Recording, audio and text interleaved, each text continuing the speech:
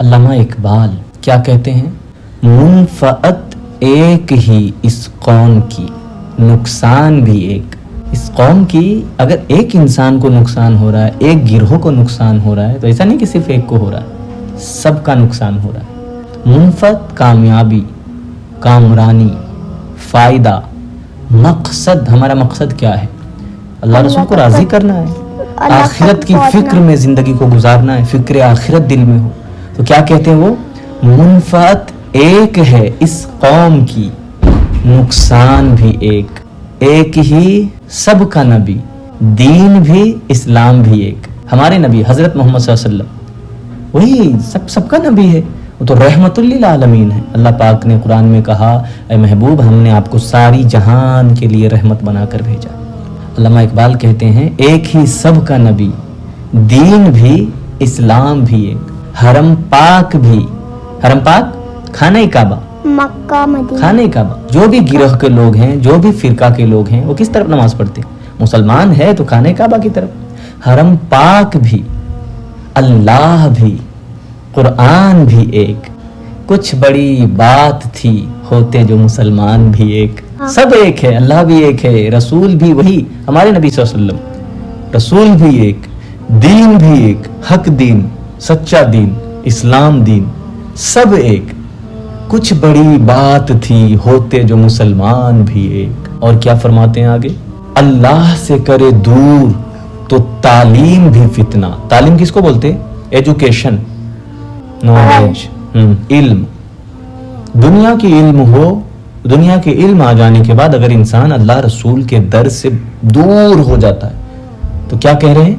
اللہ سے کرے دور تو تعلیم بھی فتنہ۔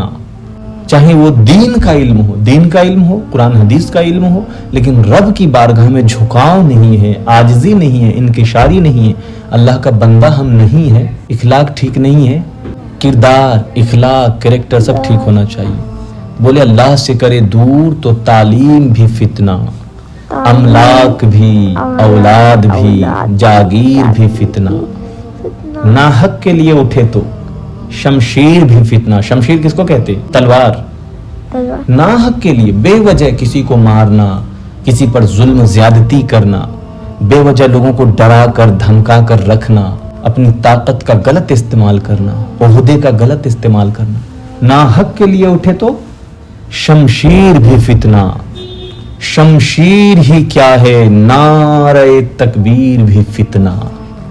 صرف شمشیر کی بات نہیں ہے، کہتے ہیں اگر اللہ رسول کا نام لے کر کے، نعرہ لگا کر کے اگر تم کسی پر ظلم و زیادتی کرتے ہو تو یہ دین غلط چیز کو، غلط رسم کو پرموٹ نہیں کرتا۔ حضور نبی کریم صلی اللہ علیہ وسلم نے ارشاد فرمایا ایک انسان کا بے وجہ قتل کرنا گویا کہ ساری انسانیت کا قتل کرنے کے برابر ہے، اتنا گناہ اس بندے کو ملتا ہے۔